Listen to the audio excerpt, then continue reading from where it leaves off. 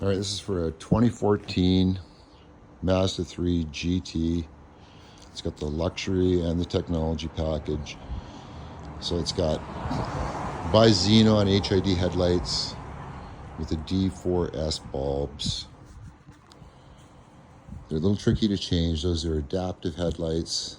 So they've got little plastic gears and motors in there. So when you're doing this, you want to be gentle and smooth. The headlight starts moving around, flopping around, you're being way too rough with it. These are my new bulbs.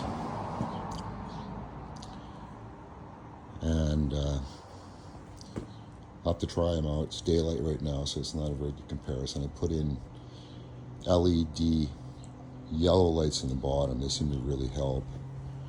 These headlights are 10 years old, and I read that HID headlights, or Bi-Xenon, or whatever they're called, deteriorate over the years. So a 10-year bulb might have lost between 20% and 40% of its output in that time, but still worked fine. And I noticed that these just went up to snuff. I drive that mountain pass way back over there further than you can see, 45 minutes every day. And it's dark. Sometimes it's snowy and rainy or whatever, and you need good lights.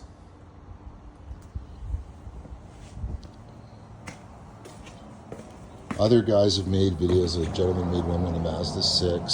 It's pretty good. But I tried to make this video so that you could see exact details a little bit better. If you're not a mechanic, things a little bit more simply explained. We'll see if I achieve that. First thing you want to do is make sure your headlight is in the off position. So the easiest way to do this job is to jack the car up, take the wheel off, take all these clips out. There's about 8 of them. In the front half of this fender, there's 3 8mm bolts on the bottom, and the front half of this fender just pulls down, the tires out of the way, and you've got a lot more room. That's not the way I'm going to do it. I'm going to do it the quicker way, but harder way. So you make your own choice. The procedure is the same. This video may be a little bit choppy in places because I'm going to have to stop the camera and stitch it all together because I'm by myself filming and trying to do this job. So the way these push pins work, this has already been out, so it comes out pretty easy, but you just turn a little bit. See, when it's out about that far with your screwdriver. When they're stiff and dirty, you got to stick your screwdriver in and pry it sideways gently, then turn it, do it again. So you take all these out. Here's mine.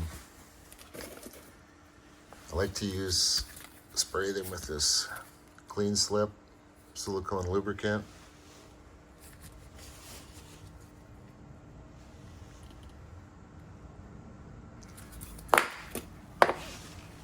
Here's the bulbs I'm putting in. They're D4S. Apparently, these xenon bulbs, this is the old one, degrade over time. And so you lose, these are 10 years old, so they could be 25 to 40% degraded in capacity and output. See that square top notch in the front? That's important. That's always going to go to the top. See that electrode in the bottom? That's always going to go to the bottom.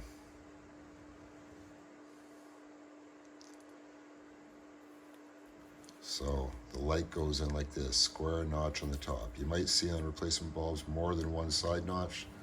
That's just for different manufacturers. Electrodes pointing down and the square notches on the top, you've got the bulb in the right way. Do not touch these bulbs with your fingers. The grease will shorten the life of them, or any other grease. Take a cotton wipe or a clean cloth with some alcohol on it and carefully wipe the glass lens and don't touch it. If you touch it, clean it again. I'm going to fold in this fender.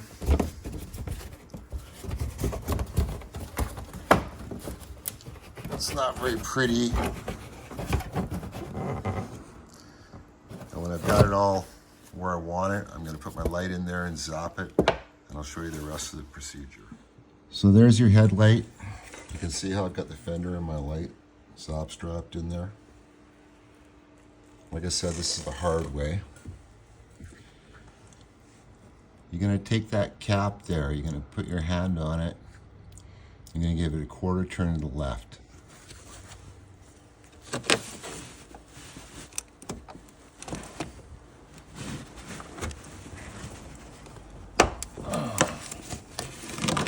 I've had this off already.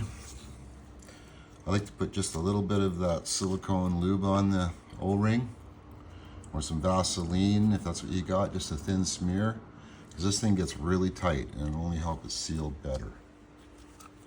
Okay, so you've got that. That silver thing in the middle, that's your ballast. So you're going to grab that, see how it points straight up and down, there's wires coming out of the bottom, and you're going to give it a quarter turn to the left.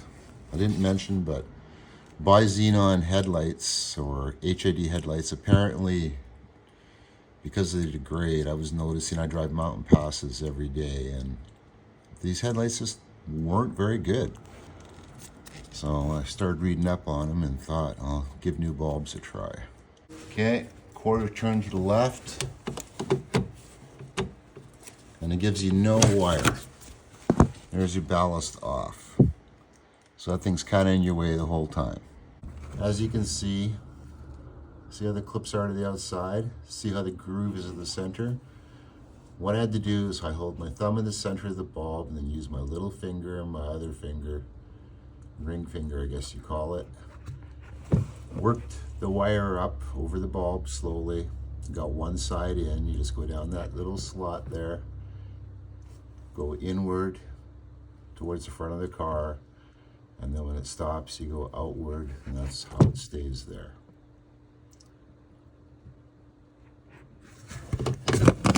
So now the bulb's in. The ballast, if you think of the ballast, the top of it as being 12 o'clock, you want to have it about 10 o'clock when you go to put it on the bulb. You'll feel it slide into a little slot there. Just say 10, 11 o'clock, something like that. Give it a quarter turn. And now it's facing 12 o'clock. It all just clicks in smoothly. If you're fighting it, forcing it, it's cockeyed, don't do it. A little spring on the top, that kind of locks it into place when you turn it and click it. Take your cap, give mine a little bit of silicone spray here. So I already got some Vaseline on it, but you know what? It's so hard to get off. Don't use much. Less is more with all this stuff.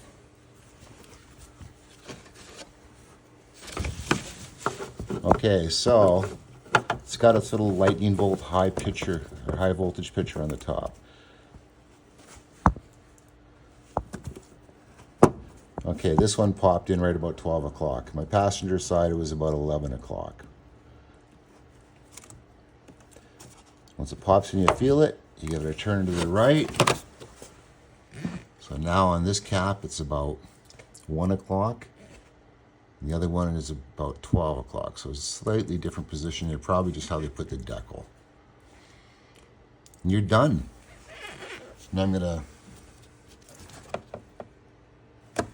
take out my light, put my fender back, fender wall here, got it in position. The inside goes in the lip. And then when it gets to here, about that body line, it transitions to outside. You can buy new clips. I'll just show you with one clip. It's pretty straightforward. Hold the fender, two hands, it's a lot easier. Push the center in. That's it. They don't hold that great. They don't hold that well. New ones will probably be a little bit better. Let's do it all along. All right, the lights are installed now. I gotta admit, they're a lot brighter than I thought they were when I put them on in the daytime. They're not 220%, but they made a huge improvement.